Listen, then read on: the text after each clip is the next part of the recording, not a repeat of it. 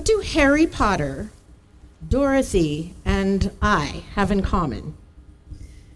In our own ways, we followed a path known in the literary world as the hero's journey.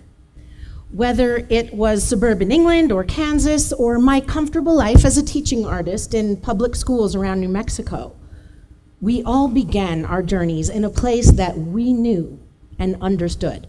So you may know their stories and the events that propelled them out of their known worlds. For me, it was my first day at Los Puentes Charter High School. I went there not as a teaching artist, but to help my brother-in-law install a network of computers there. And in the bright sunshine of the sunny summer day, the last thing I expected to see was crime scene tape. But there it was, blocking my entrance to the parking lot. This bright yellow contrasted the drab gray of that asphalt campus was just enough to make my heart sink. This was a school for kids who had been dealt a lousy hand. Their past was riddled with violence, abandonment, murder, and incarceration. Some of the students lived in residential treatment facilities, others had family ties to gangs.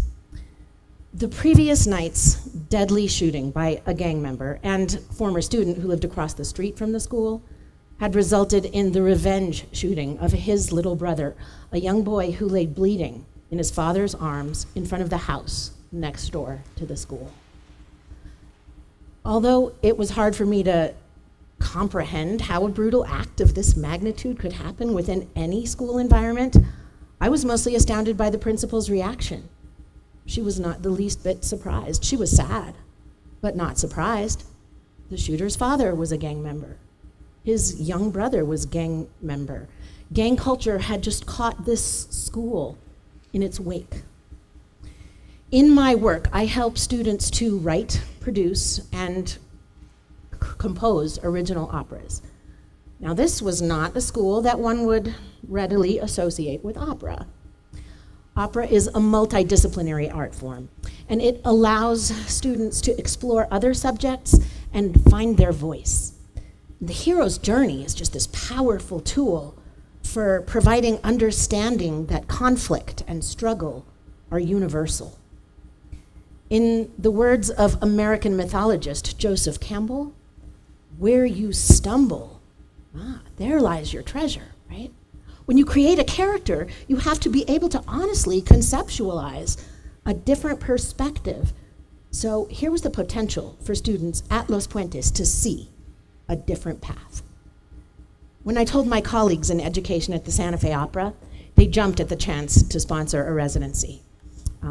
Funding was scraped together, a composer was hired, and a partnership was born. Recruiting participants turned out to be one of my biggest challenges. As the composer and I sort of trudged from portable to portable classroom, everyone, students, staff, even the teachers looked at us like we were the flying monkeys. At the end of the day, we had exactly 4 students who had answered the call to adventure that signaled the start of their journey. All 4 were girls, and all 4 lived in residential treatment facilities. Their known world was very different from mine, and mine very different from theirs. Participating in this program would be an exciting and very unusual adventure for us all. So together we navigated the challenges. They faced self-doubt, heartbreaking personal stories, and a perceived lack of understanding from the community. In my darkest moments, I doubted my training, and I doubted this process could do anything to help these girls. But as the opera they wrote took shape, we faced our fears together. They decided to use the opera to tell their own personal stories. So one by one, they sang about overcoming their struggles with abuse, mental illness, and the sudden loss of parents. And when it was time for their performance, they stepped out from the shadows and into the stage lights. And in that moment, I saw the true meaning of transformation. They were beautiful. One remarkable piece was called In Grandmother's Arms. It was a song of thanks that Taryn had written for her grandmother, who sat in the front row of the audience that night. Taryn looked right at her and sang to her, not about how slighted or about how abandoned she felt, but of gratitude and comfort and appreciation. That was 7 years ago. Today we have about 50 students auditioning for only 20 spots. In this time, I've seen countless students transformed by this process.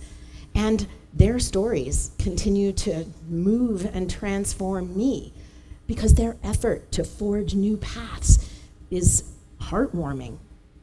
Some of the operas they've written, Bird's Eye View, told the story of a young man who rejected his family's request that he join them in their bank robbing endeavors. I still remember his line, "But Granny, I want to be an architect. I don't want to rob banks, I want to build them." One of them was called The Criminal Factory, and it was about a group of kids who disarmed this giant machine that turns everyone into a criminal. One year, the students picked a hero who was suicidal. I asked the student who thought of the idea why. Why is he suicidal? He doesn't know, he just is. That year, the opera was about a terribly lonely writer who wrote himself a beautiful companion, and then he met her in real life and fell in love with her, only to realize that she had written him and was about to delete him. That year, the hero's worst enemy was the hero himself. Now, in its 7th year, the Los Puentes Opera Project has become a school-wide initiative, driven, in fact, by the school's English department. Now they teach every student in the school the hero's journey. And every student in the school has workshops with Santa Fe Opera composers. So through art, the school community, the staff, the students, the teachers, the artists, we've all been transformed. Now, have all the problems disappeared? No. But students are building something. They take ownership of their work and they connect to it in a way that is absolutely personal. And I'm still in touch with 3 of the 4 girls from that first year. Let's see, Kelly is a new mom. Taryn is on the board of directors at Los Puentes. And Lauren is the founder of a nonprofit advocacy group for foster kids. And they're here in the audience tonight. Can you say hi? There.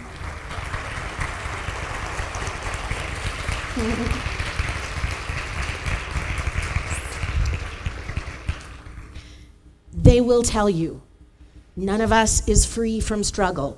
Let's just face the future with thoughtfulness, resolution, and music.